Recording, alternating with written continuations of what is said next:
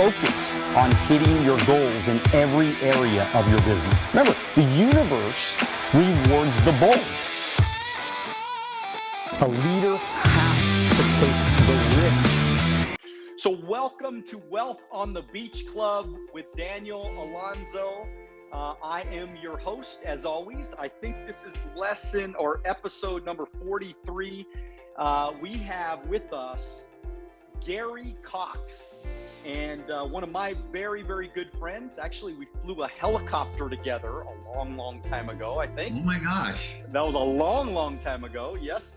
He is a world-renowned business and life strategist, best-selling author, transformation expert, and aviation enthusiast. Gary has helped thousands break through their self-imposed limitations. He and his work have been featured in numerous programs, The View, Inside Edition, The Nate Berkus Show, and he's actually even been on Dr. Phil's show, The Doctors, and so we are so excited to have him on today. Hey, so Gary, tell me, tell me about your growing up and just as a kid. We're going to talk a lot about transforming lives and all that good stuff, but tell me a little bit about how you grew up. What was childhood like for Gary Coxe? Cool, Danny. Thanks, first of all, for inviting me to be on with you and your community. That's very kind of you. I'm looking forward to it. I'm actually born and raised in Jamaica. You would never know it, but left Jamaica in about the 4th grade. But, I had a pretty decent upbringing with the exception of my parents being divorced, which obviously can cause some challenges.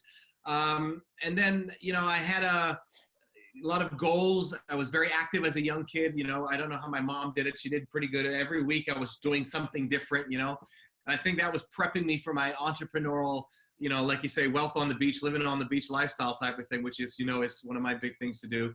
And so that geared me mentally to start thinking about being an entrepreneur. As my mom, divorced, she married somebody who wasn't really an entrepreneur, a big thinker. And then my dad was, so I got to see the difference by hanging around my dad and hanging around my mom's husband. I could see the contrast, and then it made a huge impression on me to start my own business as I was younger. And I was very blessed. I was making over $100,000 a year as a teenager. And then, we'll talk about later on, things made a dramatic change at that point, and boy, did I learn some lessons. And so as far as your like growing up, were you a good kid? I like to ask this a lot. Yeah, no, I was a good kid. Were you a good kid, a bad kid? I mean, what kind of grades I gave my mom least problem of all the kids, and to this day, being literally born and raised in Jamaica, I've never done a drug in my life, never smoked pot. And I mean, I've seen more pot than the average police department, trust me. But yeah, I just, I've always never wanted to get into trouble. So I was pretty well behaved. I mean, I snuck out once in a while through the window to go see my girlfriend push the car down the road at 5 o'clock in the morning so nobody would hear it start, and then I would start it. But that's probably the worst thing I had done. Love that. And so tell us a little bit about your first business, man. What kind of business did you have as a teenager? I had 2 of them. One, when I started when I was about 11, I used to do, in the islands, there's what's called black coral.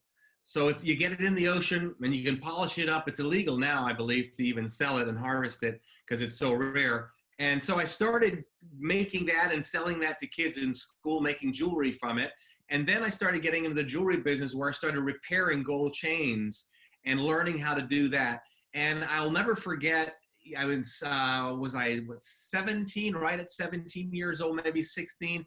I was in the bathroom stall, junior high school, and I'd counted $400, and that was decades ago, $400 for a teenager. And I'm in the bathroom stall because I didn't want anybody to see how much money I had. And I'm counting $400 from the girls I made, the money I made from them selling and repairing jewelry. And I had a conscious decision, and I'll never forget it, $400 or stay in school. And I hated school. So I came up with this idea. I said, okay, I'm going to go to my principal. We called him Doc. And I said to Doc, look, I got a goal, and it's not a good goal. The goal is to quit school, and I don't like school. So I understand that you have a work release program, and a lot of schools still have it, where you go to school part-time, and then after that, the other part-time, you go to work, and you get credits for both. So I said, here's the deal. I don't want to quit school, but if you don't deal with me on this and work with me, I'm going to quit school. My goal is for my senior year, I don't want to show up in school whatsoever because I didn't want to be inconvenienced to drive to school and then drive to work. And then I created my own business. I said, I've got to be my own boss, so no one's going to be able to grade me. I've got to have to grade myself, so you're going to have to trust me to do that. And when it's all said and done, I want to walk away with a diploma. And he thought about it for, I kid you not, maybe 10 seconds, Daniel, and he said, go for it. And you could never get away with that today. So for my senior year, I never showed up in school. I started my business. I was doing over $100,000 a year. All the major jewelry stores, the Zales jewelers, I was repairing their jewelry in my house. In fact, you know, your normal socket where you plug in your whatever, your cords, you could buy a little safe, and that was my little safe. And you would unscrew it and stick it in the wall, and I'd put the jewelry in there. And I did phenomenal. I did very, very well. And that's how I started. And I did get my diploma. I went to the school like 2 years later to go pick it up. It meant nothing to me. I did get a 4.0 average because I graded myself. I'm not stupid. Not that it really matters to me because I don't really care. But that's how I got started in business. And so did you go to college? Never been to college. Never been to college. And No. so what are your thoughts about college? Because I have this conversation with a lot of people. I mean, I'm like people will, if you look at my Instagram, I'm sure that I get a lot of, it's very controversial, you know, because I talk about, for most people, I believe college is a scam for most people. Yeah. Because people are giving away tens of thousands of dollars to people that never can give them ideas that can change their life. And so what's your thoughts on college? Well, that's a good one. Obviously, if you want to be a doctor or a lawyer, you have no choice. There's no other way around it. But, you know, figure out, where did college come from? Where does schooling come from? It came from, what, the 1600s, whatever it was, where we got to do something with our kids. We have to teach them something. So how do we do that? We put them in front of a teacher with a desk, and we have a book, and we go from there. Well, let's say there was no humans on this planet, and all of a sudden, boom, we snapped our fingers, and everybody came to the time we live in right now. Would somebody think about a school that way? I doubt it. I mean, we'd probably do everything online, or maybe on the beach, or I don't know. So I think if you took an 18-year-old, two 18-year-olds with similar backgrounds, because that's important, obviously, and you took one and you didn't put that person in college, and you took another person and you put that person around somebody like yourself or myself, and let them see what the real world is like, how to take risks, how to move forward no matter what happens, blah, blah, blah. I think that person's going to have a greater advantage. So I've never been to college. You know, do I need somebody to proofread some stuff? Yeah. Could I put a little bit more energy into my writing skills? Yeah, but I don't want to. I pay somebody else to do that. And I don't say that in an arrogant way.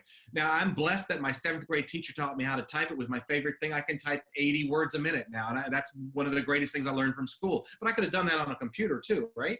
Yeah, so that's probably, I'm just not for it. I mean, I know it's structure for some people, but I mean, stop and think about it. And this isn't anything. I would go to school and I'm thinking, holy crap, there's a break, a bell that goes off every hour for each class. So I pee away 10 to 15 minutes per hour. Then it takes another 5 minutes to roll call and settle in. And then 5 minutes to close the school class up to go to the next one. What am I really getting out of this? And I remember having a conversation with my 10th grade teacher, and he looked at me and says, Gary, this is too boring for you. Because it's so funny, Daniel. I went to 2 schools. So in one school, it was 9th grade and 11th grade. So in 9th grade and 11th grade, other students considered me very smart because I was kind of like a bookworm, nerdy guy. In 10th grade, the school I went from 9th and 11th grade, in the 10th grade, I skipped and went over to another school. And the school I was in 9th grade, when I finished 10th grade, I went back to the 11th grade. So now when I went back to 10th grade, I started recognizing and noticing these things called female. Well, my grades went from straight A's to, I got my first D. It's like, holy crap, I got a D. But it wasn't because I was stupid, but I just didn't care. So everybody in that school, to this day, if they see me, they look at me as stupid unless they know what I do. Right. And it was quite interesting because I'll never forget it. I had a science teacher that says, "You're so stupid, you'll never make it." And I looked at him and said, "You have no idea." And I don't say that arrogantly. Then I leave that school, go back to the 11th grade school, and everybody goes, "Oh, we missed you for a year. There's a smart kid again." And I'm thinking, wow, one school perceives me as smart, one school perceives me as stupid.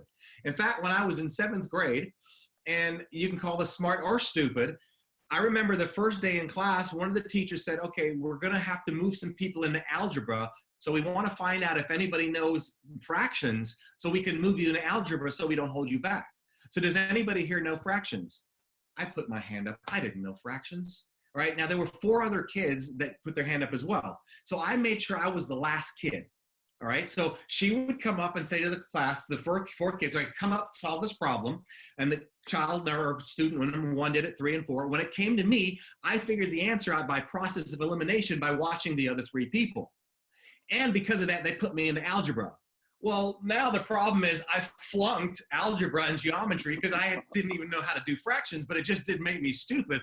I was smart, quote unquote, to have gotten moved up, but I didn't know fractions. So from that part on, people started looking at me as stupid. You don't even know what a triangle, but you know.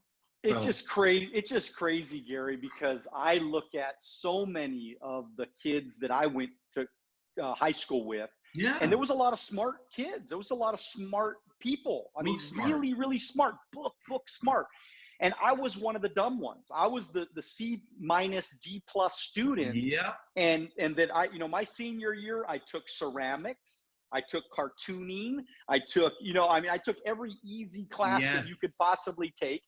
I mean, my senior book for my English class was Charlie and the Chocolate Factory. Wow. All right. So, I mean, it was like with the pictures and everything. And there's school was just not, but see, what happened to me is that I got into business, and all I did, just like you basically process elimination, figured out what those other kids were doing.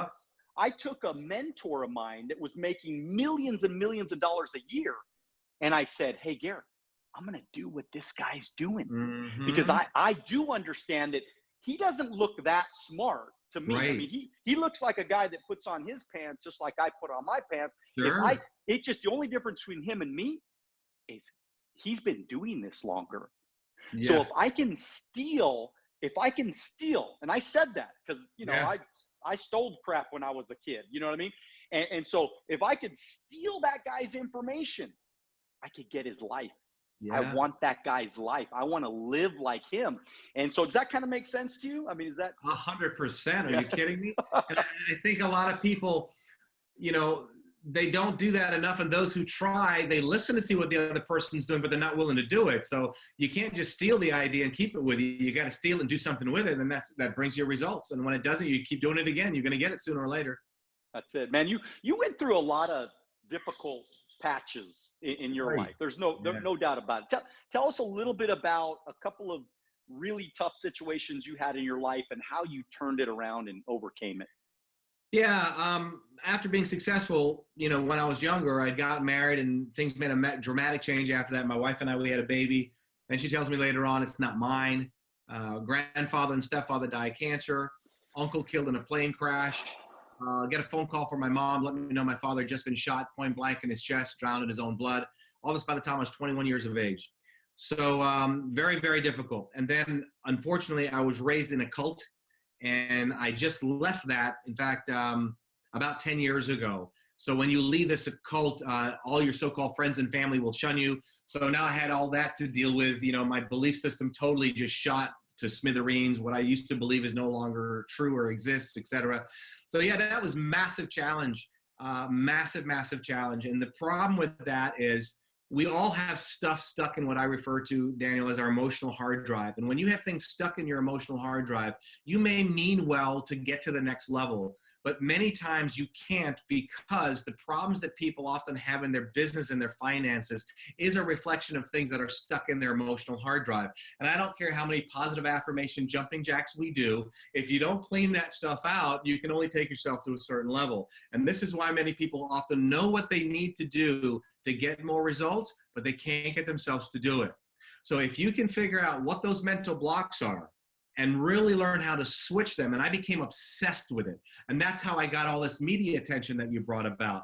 I became obsessed to figure out what are the blocks, what are the subconscious programmings that we have. And then the obsession for me was, how fast can I change it? So I demonstrate where I take people, in fact, when companies hire me for keynote addresses, I take people who have massive psychological limitations, I bring them on stage and I have a 4-step process that I use to rewire people's thinking. And then I do that on stage while the audience literally witnesses a transformation. And I'm not knocking, there's so many people, I'm a transformational expert. What the heck does that mean? What I literally do, I will literally go in and rewire your screwed up emotional hard drive while people witness it. And this is what I do behind the scenes for Dr. Phil shows. The doctors, they bring the worst case scenarios of anything. They have people who've been to all the therapists, all the coaches. And my thing is I do in 1 hour what a therapist doesn't do in a year. And the ability to do that, I think, comes from, unfortunately, all the crap I've been through. If I had not gone through all this, I would not have an inventory to figure, okay, how do I do this? How do I get to the next level?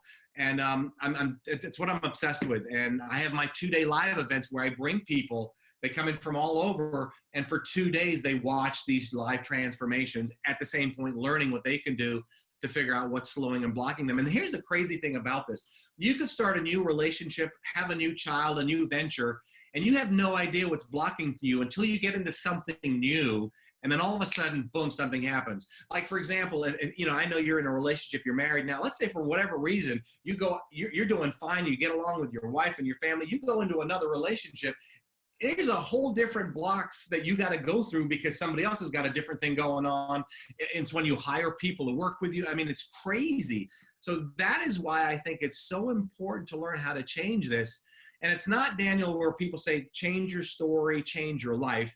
It's deeper than that. It's change your story, believe your story, change your life. Because I can say all day long, I can't. And somebody can say, oh no, Gary, say you can. And then I can say, I can. But if I still believe I can't, then I still can't. So what you have to learn to do is, number one, then identify what the story is or the limited thought processes that are slowing you down. Change it, believe it. Nothing changes until you believe it. Once it's believed, then you've got the next level coming. And that's my game.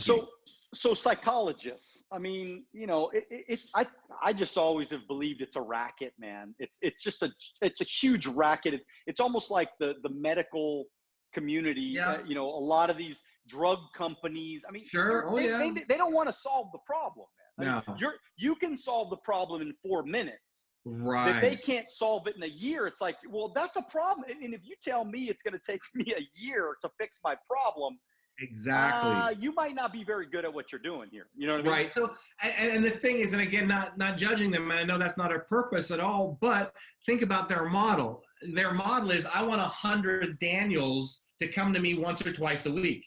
Right. Now, what I do is I'm looking for 100 Daniels that I can knock out in a heartbeat and go get another one. That's a really hard model because it's like selling vacuums. I'm looking for the next person all the time, Right.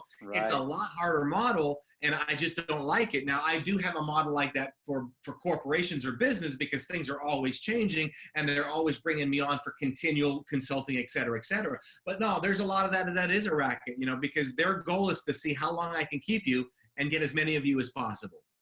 Yeah, I mean, I've always thought about, the drug companies, why would they give you the pill to solve, that issue? Because right. if they eliminate that issue, that eliminates billions and billions of dollars. Huge. Just huge money. So look, when you hit, like, what was that lowest moment for you? You were just talking 10 years ago, you had a change in your life. What was that rock bottom, and how did you change? And how did you turn that around? The rock bottom is honestly a suicide. I was very suicidal. Me leaving that cult was more difficult than my father being murdered and my wife telling me my baby's not mine. That's how intense it was. Wow. Just think about that. It threw me for a loop. I had to borrow. I remember borrowing $75,000 on credit cards to keep my business from functioning. I never realized it would be as difficult as it was. when somebody, you know, when it would be like me just taking you right now, Daniel, and saying, here's the deal. I'm going to pick you up. I'm going to put you into another country. You will never talk to your family and friends again, nor will they try to reach out to you. And all your finances that you have are gone, and you're now in debt. You start from scratch. So I was $350,000 in debt, lost everything. Massive. So what was step number one for you, like on the comeback? What was step number one was before, a little bit before. I knew I was going to make this decision. So what I did, I only had 3 friends outside of the religion. Really was 2. So I said to those 2 people who are my friends to this day, one used to be in that cult and another one is still a friend today. I said, look, I'm going to make a massive decision. And the decision is I'm going to leave my wife, who's a fanatic, and I'm going to leave this religion, and I'm going to need some help. And no man is an island, and the time to get help is before you need it. I knew I was going to need to rely on somebody. I did not know it was going to be this challenging. So 3 years later, losing everything, I'm looking at my life. I'm $350,000 in debt, and nothing is changing. So I said, you know, as we all know, the definition of insanity is doing the same thing over and over, expecting different results. And I said, Gary, something's got to change. And I was too prideful to go bankrupt. So what I did, I told my team, I said, look, I'm going to put everything that I own at my home in storage, and I'm going to go out on the road for however long it takes to overcome this. And I lived on the road in hotels for over 3 years and 3 months. It was one of the most difficult times of my entire life. And I literally lived in hotels for 3 years, every day, traveling all over the world. And I would go in and I would do free presentations, and I would walk out making sales. And that's how I honed my speaking ability. And that's how I honed my sales ability. And I would never, ever hope to God I'd ever have to do that again.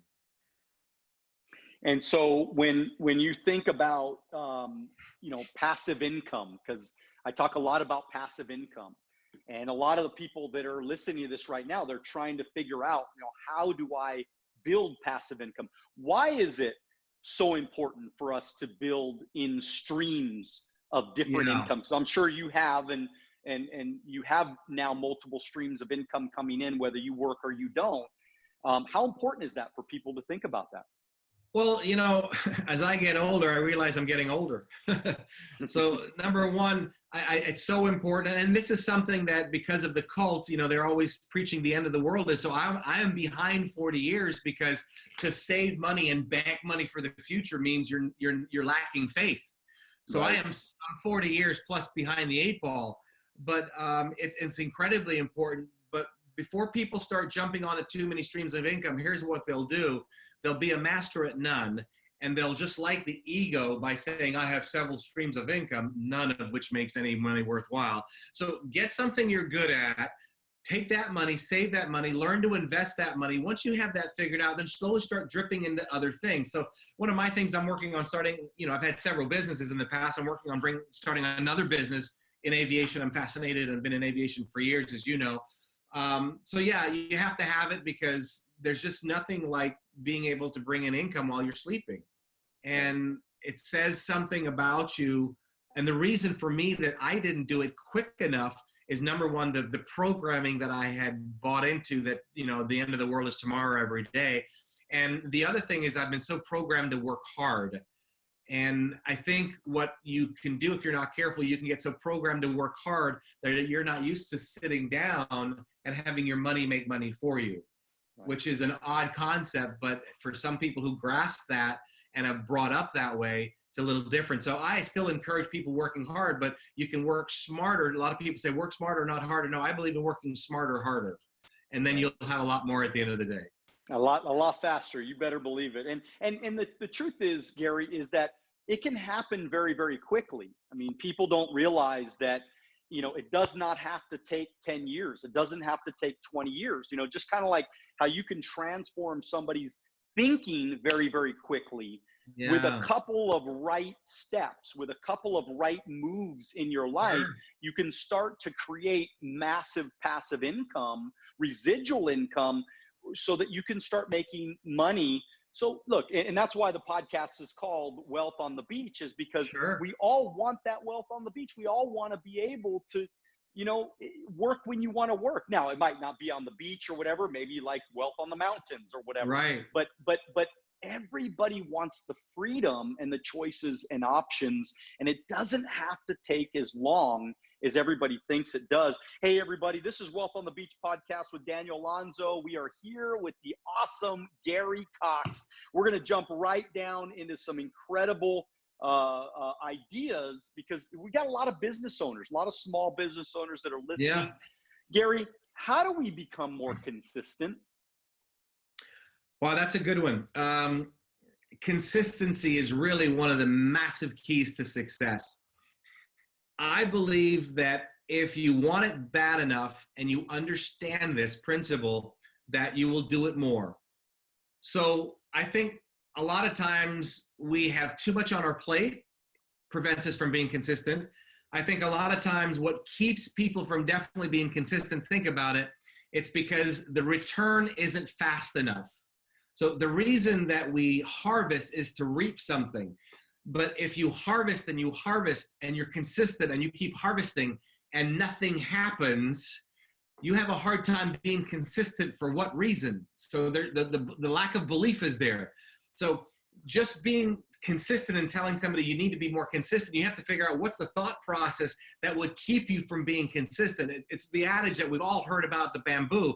For years and years, it takes on water, but it does nothing for years. And all of a sudden it grows an inch a freaking day. And that's the type of consistency that you have to have. So if you're not consistent, when you feel like you should be doing this consistent thing and you're not doing it, shut up and be honest with yourself and say, okay, Gary, what's the real reason here? What's the real reason that I'm not doing this?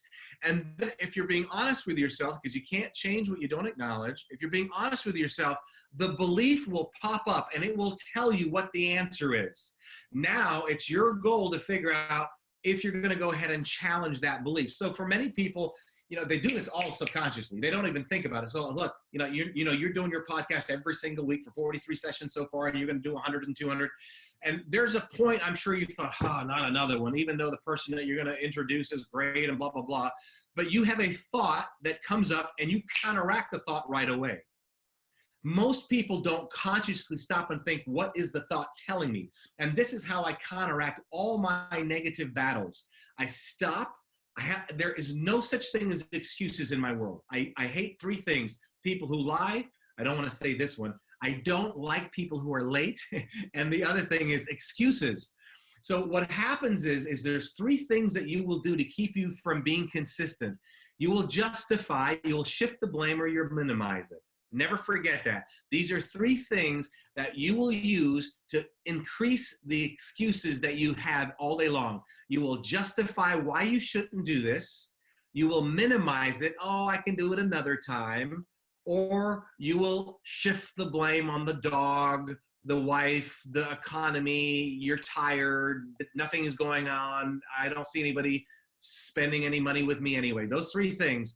And if you're consciously aware that you as a human will unconsciously do those three things all day long, and you create that awareness, it's a game changer for you, because now you realize that, wait a minute, I'm about to make an excuse. What's the real story here? Excuses are the nails in the house of failure. Oh, without man. a doubt, Gangrene. man, my life changed dramatically when I decided that I was not going to be an excuse maker. Look, guys, I lived with an excuse maker. My father, my pop, my real dad, he was a consummate excuse maker. Love him to death. He's a good man. He's he's my dad, and I love him immensely, but a consummate excuse maker. Yeah. And so what I did was I looked at his life and I said, do I want my life to look like his? Right. And if the answer was no, which the answer was no, then I had to go the other direction. I said, look, that's the one thing that I believe that has always stopped him from becoming the person that I believe he could have been. Sure. It was excuses, without a shadow of doubt. So what you just said right now, Gary, I'm all in, man. What's a limiting belief, and why do we all have them, man? And how are those things stopping us? Sure. So I share with people, for every belief you act on, you get a result. Don't ever forget that. For every belief you act on, you get a result. So if you have an empowering belief, you're going to get an empowering result. If you have a limited belief, you're going to get a limited result. So we create limited results. Basically, so much of it is really our upbringing. There's no question about that. Then we get to a point that we can either make a conscious decision to buy this stuff or not buy it. Now, what happens is, as we're younger, and even until this day, we're the sum total of everything that we've ever experienced to the day we were born to this very moment. Some of those things will serve you, some of those things will not.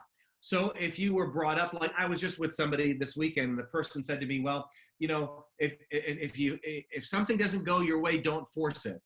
I believe that's a limited belief, because if I want something and it doesn't go my way, I'm going to go through it. I'm going to go under it. I'm going to go around it. I'm going to figure it out. So I am going to force it. I am going to make it happen. So there's all these things that you have to figure out. So, but what's interesting is what is a limited belief for you may not be a limited belief for me, and vice versa. It is dependent upon your goals. So for me to call somebody out and say that's a limited belief, if I don't know what their goals are, then I have to be very careful about calling that out. So when I work with people in my therapy and my seminars, the first thing I want to find out is really what your goals are. Then I can determine if what you're thinking is limited or not. But always remember, every result you get, whether it's an exercise or relationships, those results come from your beliefs. And the key is I can take anybody for 5 minutes. I can take somebody in 5 minutes. I don't care how wealthy they are, how old they are. And usually in 5 minutes, I can identify a limited beliefs of some kind, or I put them down a path where I'll identify a limited belief. And there's tons of them that even very successful people financially buy into that are really not real. Do you have an example of like maybe a limiting belief that you see quite often? Well, I'll give you one that's, well, I would say it's not really relevant, but depending on the level of performance you want, it is. So you'll never hear me say, I'm tired. Now, if I say it, I really know it's a lie. So here's what I mean by that. If I say I feel tired, I know one thing: I can always change my feelings. And this is how, whether you agree with me or not, it's irrelevant. This is how I can go on 4 or 3 hours worth of sleep and keep going. So here's an example.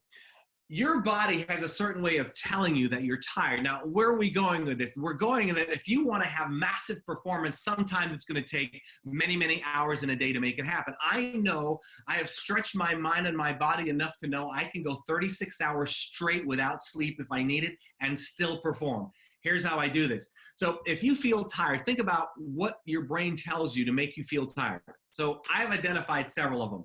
Number one, if you feel tired, let's say I haven't gone for hours without sleep, your eyes burn. You ever had that before? Your eyes just start burning? Now, what's interesting, your brain will always validate your beliefs, whether they are right or wrong. Very powerful statement. Let me repeat it. Your brain will always validate your beliefs, whether they are right or wrong. This is why the rich get richer, the poor get poorer, because they keep validating whatever their beliefs are.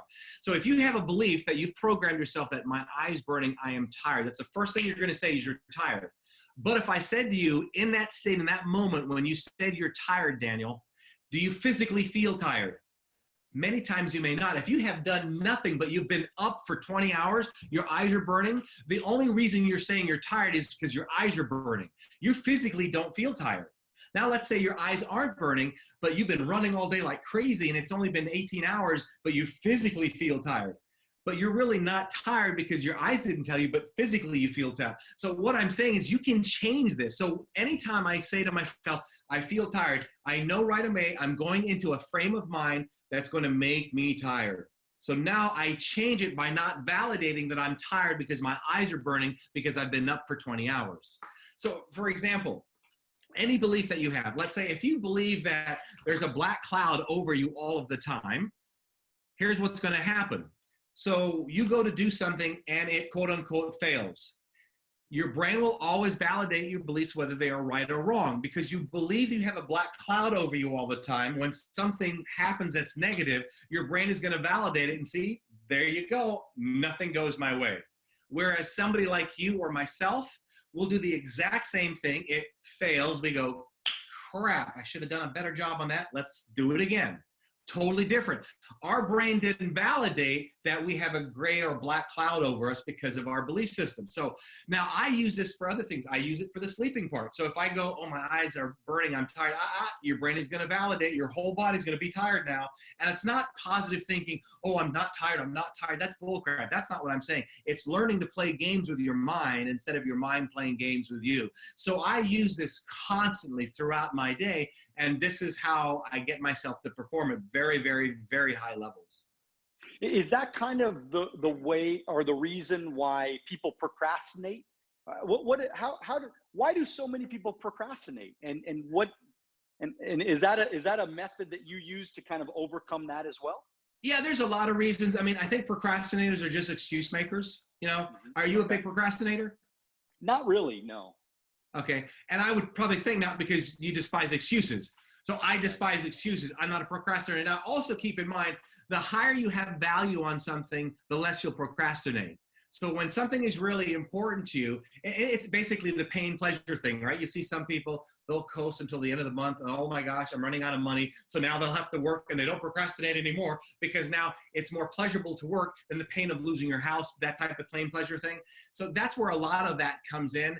And, you know, people that say, you know, I work better under pressure, that's BS. You're just talking to yourself, giving yourself excuses. I accomplish a lot. I don't say that arrogantly. And I say this because I plan it out so far in advance that I don't procrastinate. So I manage my stress. I only want to handle stress that I cannot control. Because I believe in mastering my mind and mastering my emotions, I always look ahead and I always plan things very, very far in advance so I don't procrastinate, because Murphy's Law will always be out there attacking you. So I want to heads up against Murphy so I can manage that stress. I want the stress that I can't control. Give me the energy for that, not for crap because I want to procrastinate something. And I think people who procrastinate, they're not playing big enough, because if you've got a lot of crap going on, there is no time to procrastinate because you will be swallowed up. That's it. And I think that too, you're going to lose a lot of credibility when you procrastinate, because what happens is you're not prepared. And I think that preparation has to be a part of your game plan, in the game plan of getting successful, in which I think everybody on this call is, or everybody on the podcast is trying to figure out, how can I be more successful? Now, I do want to say, I mean, it's not like I've never procrastinated. We all do. We've all procrastinated before. Sure. And I'm not trying to at all say like, you know, I got all the answers, but I just think that I procrastinate less than most people. And that's really what it comes down to. None of us have to be perfect. We just have to be a little bit better than most. Absolutely. If you're going to beat out the masses, which is hopefully the goal. I just made a video today about the D word, and the D word is discipline. And if you have discipline, you can eliminate procrastination. And again, talk about programming. You know, we have negative associations of discipline. Think about it. When we're younger, we think of discipline as what? As physical spanking, going into timeout. Then we start getting homework, and now we associate discipline to doing homework, which we hate to do. Then we become an adult. We go, holy crap, I need discipline to become more successful. And for all of our life, you know, 90% of it, we've had these negative associations to discipline. And this is another reason why people procrastinate. So you've got to learn to get rid of those negative associations. And now discipline to me is a massive way to get more success. And it's what many people don't have. So I want that. Hey, Gary, I think we could do this for another 5 hours, man. I mean, you're one of the smartest guys that I've ever met. And you know, your book, I just give me your title of your book, because I don't want to mess it up. Yeah, Don't Let Others Rent Space in Your Head is one of them. There you go. Yeah, that's my favorite. Don't ever let people, you know, anybody rent space in your head. Explain to me, what does that mean to you? Well, I mean, stop and think about, you know, we're told not to let, you know, not to be bothered by what other people think about you. Well, if you're bothered by what other people think about you, and trust me, 99% of the people out there, to a large degree, are concerned to some degree about what other people think about them. For example, when somebody comes up to you and wants to give you a pamphlet or a little something, most people will just take it just to take it, because you're afraid of hurting their feelings. And we do it all subconsciously. So not letting other people rent space in your head or other things is what keeps us from moving forward. You know, was it the bad divorce? Was it the relationship that we had? Was it the bankruptcy that we had? Was it the upbringing or the trauma or the mistake that we made that's still haunting us to this day? Those are things renting space in our head. And we know they're renting space in our head because we're always talking about it, complaining about it, or it's blocking us from having more success, no matter what level of success we're presently at.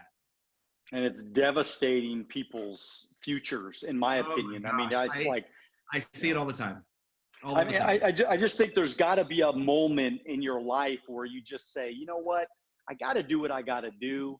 And you know, if you like me, I hope you like me. I want you to like me. Sure. But I can't live my life based on how you're going to feel about me. I gotta be authentic to myself. I gotta be who I want to be. I want to, you know, I want to travel. I want to, you know, some people say, well, Daniel, all you do is travel and all you do is have free time and all you do, you know, but when I was working too hard, they were telling me, well, you're working too hard and you're all, shit, I can't make anybody happy. I'll never I'll never win the game if I allow other people to rent space in my brain, right? And it's never going to happen. And for those of you listening, be honest with yourself.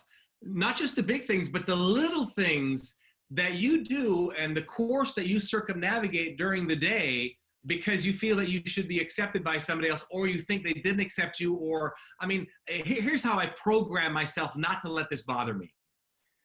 You remember being in school, then you see, you know, two kids whispering and you know, you're not paranoid, but you know, in this case, you know, they're talking about you. Or here's one thing. Let's say that you were with two kids and we're in school and two kids were talking about me, and you come to me and say to me, Gary, Bob, and John, they were talking about you. What's the first thing that I'm going to say to you? If you came to me and say, hey, Bob and John were saying some bad stuff about you, what do you think the first thing would probably come out of my mouth and I would say to you?